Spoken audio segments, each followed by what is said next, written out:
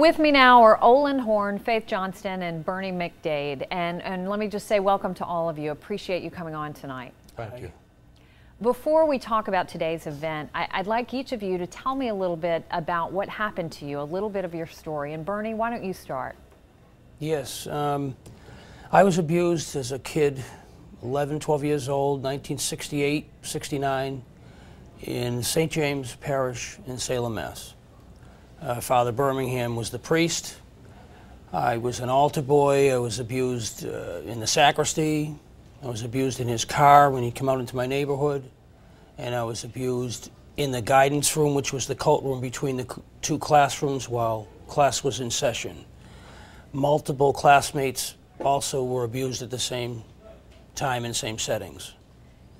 And Olin, I know that you were abused by the same priest. Is your story similar to Bernie? By the same priest. Actually, Bernie's parents had a courageous story who had gone to the chancery to tell officials that he had been abused and that Joseph Birmingham was abusing boys within the parish. And they assured him that they would get him help, and they moved him away. And they moved him to my parish, where I got to know him. Joseph Birmingham became a terrible reminder of all that goes wrong when the official people in a position of protecting children really didn't do what they were supposed to do. And he began his reign of pedophilia upon myself and my whole parish. And subsequently, years later, moved to another parish where he continued the same sort of behavior. Right. Faith, what about you? I was 14 years old, working in the rectory at my parish at the time in Haverhill, and Calvin Iguabita, I guess I think he thought I was available, and he preyed upon me for several months, and I was about 15 when I finally quit the job. And he was prosecuted. Yes, I was given the decision. I was given the choice, and I decided when I found out that there had been other victims who weren't willing to come forward for numerous reasons. I decided to take it to court. Very courageous of you. And let's go to today.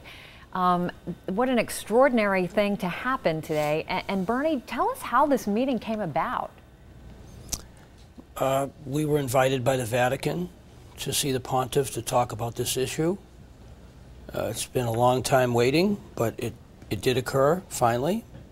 And what were you thinking when you got the call from the Vatican saying the Pope wants to sit down with you and talk about this? I got a phone call, and out of the blue, basically, and I couldn't believe it at first. And then as time went on, I accepted it, and it's what I've wanted since 2003. I went to Rome in 2003 wanting this meeting, and now I finally got it. And Faith, were you shocked when you got that call? I'm still shocked. It hasn't quite sunk in yet. But yes, I was very shocked when they asked me if I would go. Olin, did you have any idea that this might happen? I had no idea it would happen at all. I'm still amazed when I think about it, because this has been a want of mine from day one. This has been an 8-year-long inquiry into it, and I think it's a very, very important step. Walk us through the day. I want each of you to do this. Faith, and you start. As you're riding over to the Papal Embassy in Washington, just in the car, how were you feeling? I was just sort of numb, and I had my mother's rosary beads, which she gave to me before I left home, and I was just clutching those and just praying for the strength to say the right thing. I just didn't know what to feel. It was very chaotic, a lot of emotions going on. Well, it had to have been an emotional moment. What did you say? What did you say to the Pope?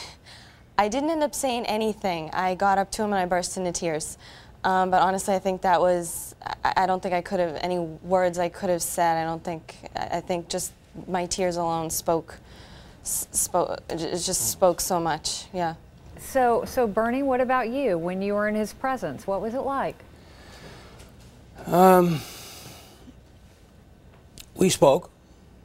I shook his hand, and I basically told him that I was an altar boy in the sacristy, a young boy praying to God, and at the time that I was abused, and it wasn't just sexual abuse, it was spiritual abuse, and I want you to know that. And then I told him that he has a cancer growing in his ministry and needs to do something about it, and I hope he hears me right. And I touched his heart, and he nodded. Did you feel like he did hear you? Absolutely. Olin, describe the moment from your perspective, meeting with him. I can only speak for myself, but I have to tell you that it was probably an opportunity that we were very lucky to have. It was unscripted, it was free-flowing, there was no filter to it whatsoever. We had unfiltered access. Nobody told us we couldn't say anything. We were allowed to say what we want. And I think everybody in that room did say exactly what they wanted to say. And I think, in a bigger sense, is that maybe not one person, but I think we were all able to answer all of the questions that needed to be asked and for him to respond to. And he did. And he did forthright. Was it as emotional for you?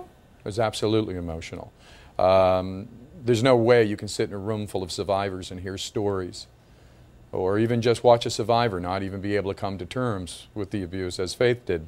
But it spoke volumes, and he responded accordingly to that. And I found that refreshing. What did he say? What did he say to you?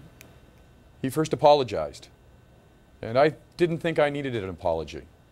I thought I had heard them, and they rang hollow. But there's a great sense of hope that came here. There's a great new bell that has been rung as far as I'm concerned. And I'm hearing something that I've never heard.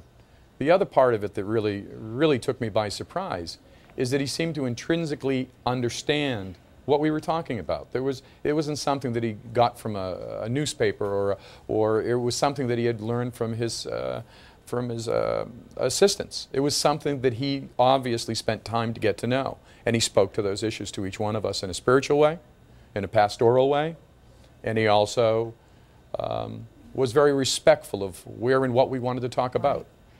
Faith, did you tell him your story at all? No. He had been given like kind of summaries of our stories beforehand, where we are now. And he just, again, I didn't say anything, I was just in tears, but he congratulated me on my upcoming wedding, and he said he would pray for me and my future husband and for our future family.